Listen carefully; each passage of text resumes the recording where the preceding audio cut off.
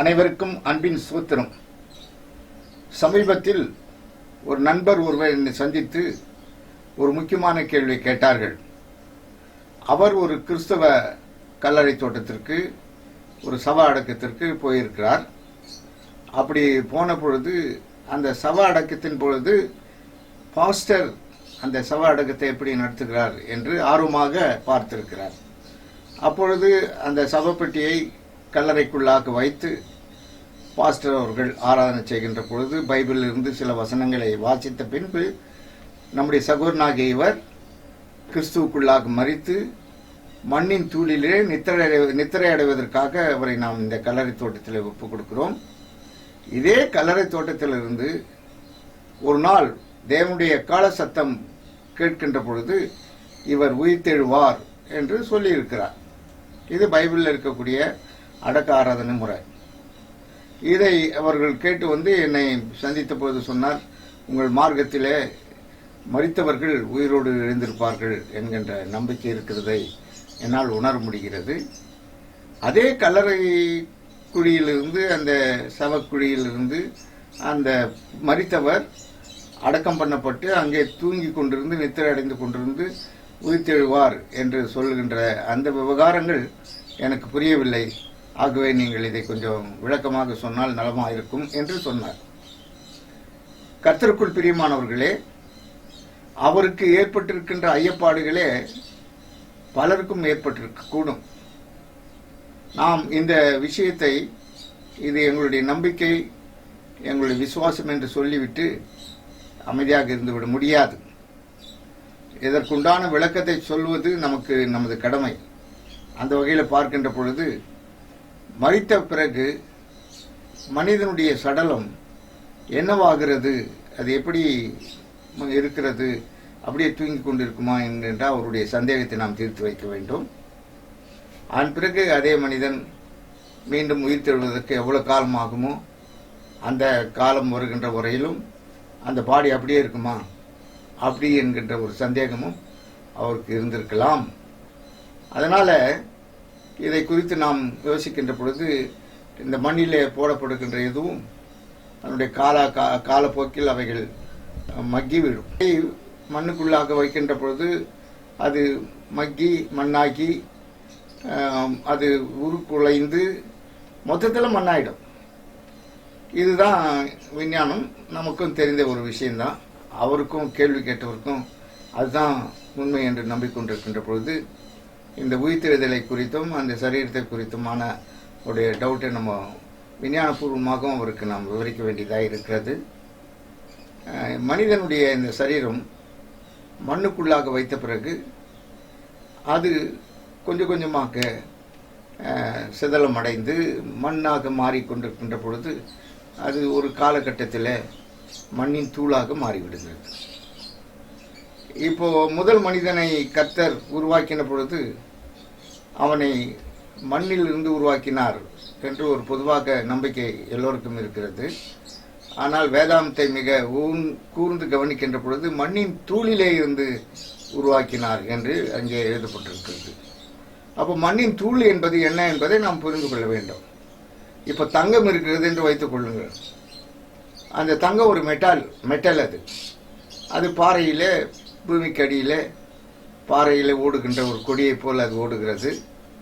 அதை எடுத்து அந்த பகுதியை தூளாக்கி அதன் பிறகு அதை காய்ச்சி வடித்து அது ஒரு தண்ணீரை போல மாற்றுகின்ற பொழுது டைலூட் ஆகின்ற பொழுது அது நெருப்பின் சூட்டினாலே டைலூட் ஆகி விடுகிறது.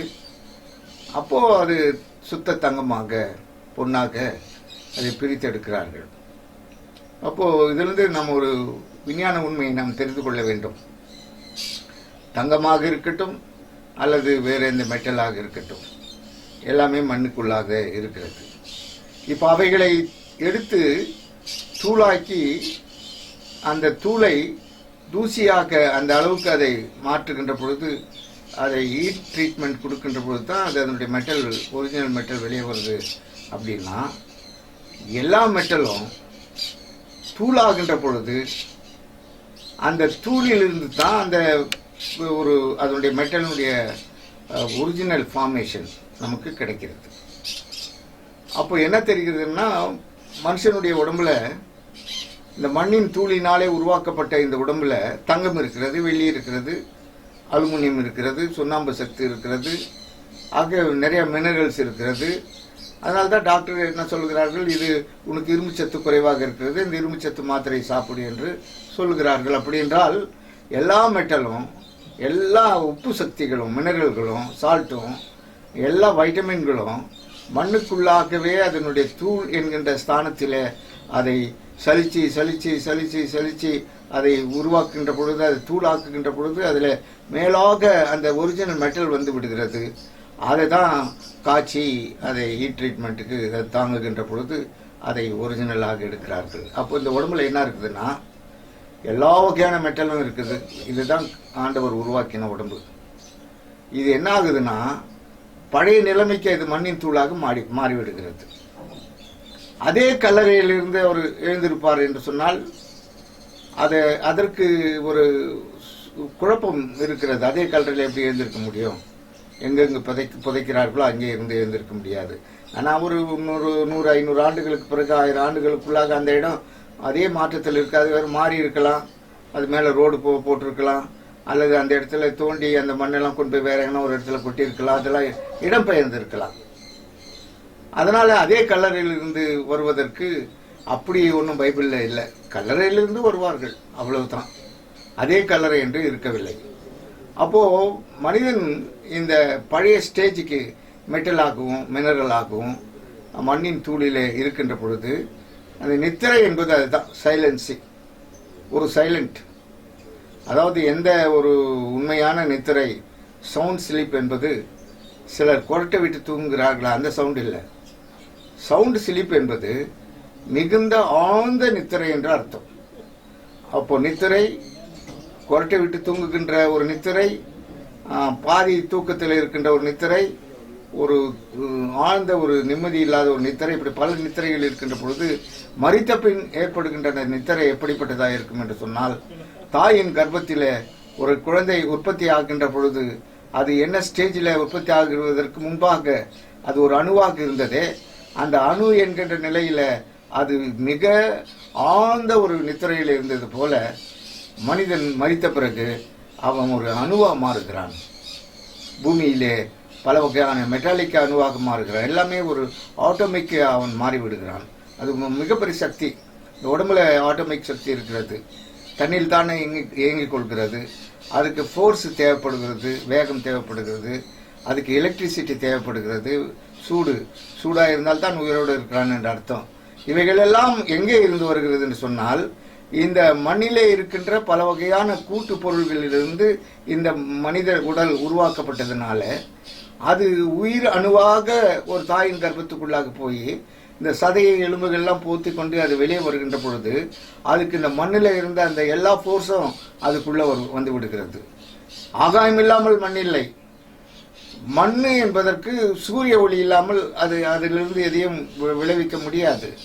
ஆக உலகத்தில் இருக்கிற எல்லா சக்திகளும் அதனுடைய மூலப்பொருள்களும் மண்ணுக்குள்ளாக அது ஆழத்தை நோக்கி போய் கொண்டிருக்கிறதுனால மனித உடம்பு ஒரு ஆட்டோமிக் உடம்பாக இருக்கிறதுனால அது மீண்டும் அந்த பழைய நிலைக்கு வருவதற்காக, ஒரு ஆழ்ந்த நித்திரைக்குள்ளாக அதை அனுப்புவதற்காக நாம் அதை கல்லறையிலே மண்ணிலே புதைக்கின்ற பொழுது பைபிள் சொல்லுகின்ற வசனங்களை அங்கே நாம் சொல்லி மக்களுக்கு கர்த்தருடைய வார்த்தையை நினைப்பூட்ட வேண்டியதாக இருக்கிறது.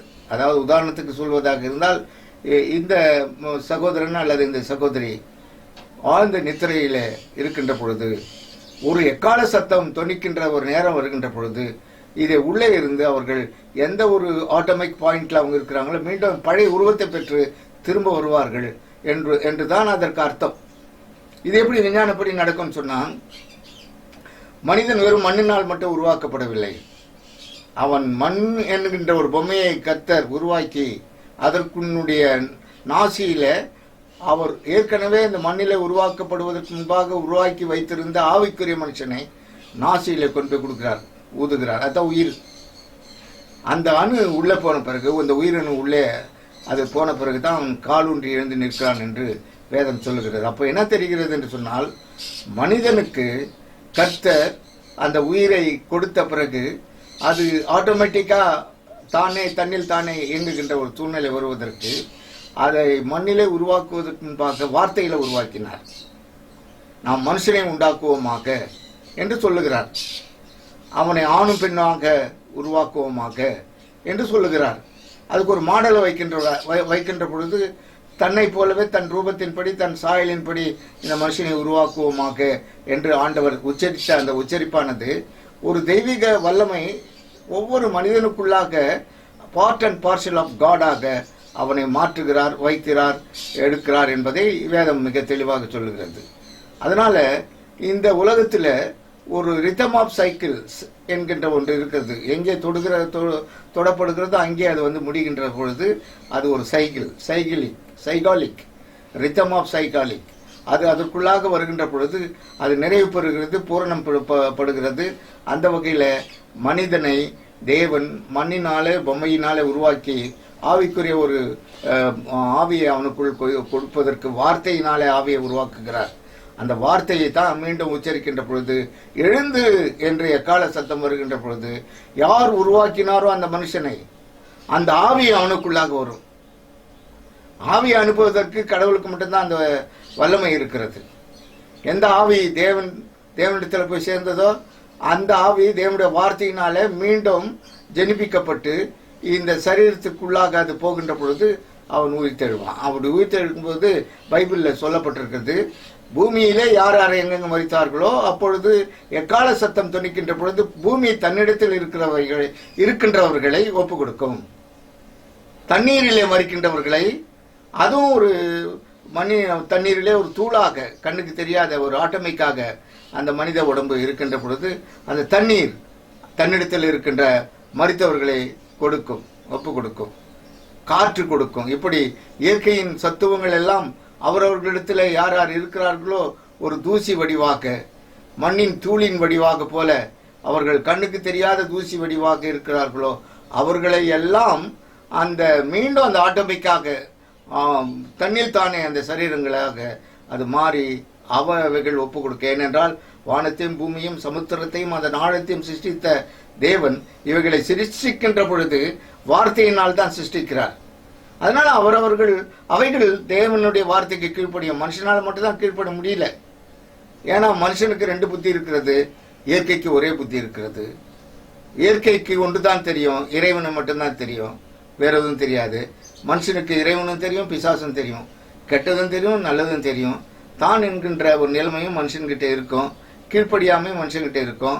ஆரம்பத்திலிருந்து மனிதன் ஒரு கலப்பினமாக இருக்கின்ற காரணத்தினால ஒரு பியூரிட்டியை அவனால் பெற முடியாததுனால அந்த பியூரிட்டி கொடுக்கறதுக்காக தான் இயேசு கிறிஸ்து கூட உலகத்துக்கு வந்தார்.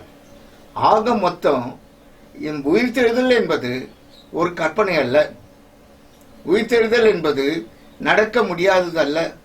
அது ஒரு விஞ்ஞானத்தின்படியும் நிரூபிக்கக்கூடியதாய் அது பூமியிலிருந்து எடுக்கப்பட்டது, பூமிக்கு திரும்பி மீண்டும் எடுக்கப்பட்ட பூமிக்கு மேலே அது திரும்பி வருவதற்கு ஒரு சைக்காலிக் ஒரு வட்டத்தை, ஒரு பரிபூர்ணத்தை அது அடைந்தே தீரும். அதுதான் அந்த பிரதருக்கு நான் சொன்னேன். அவர் இதை குறுக்கு கேள்வி எதுவும் கேட்பதற்கு அவரால் முடியவில்லை. அதனால் நான் சொல்லிக் கொண்டிருப்பதே சரி என்று அர்த்தமில்லை. அவர் கேட்டால் நாம் பதில் சொல்வோம். இதை கேட்டுக்கொண்டிருக்கிறவர்கள் இதில் ஏதாவது புரியாவிட்டால் அதை தாராளமாக கேளுங்கள்.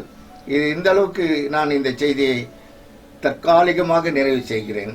கர்த்தர் உங்கள் யாவரையும் ஆசீர்வதிப்பாராக.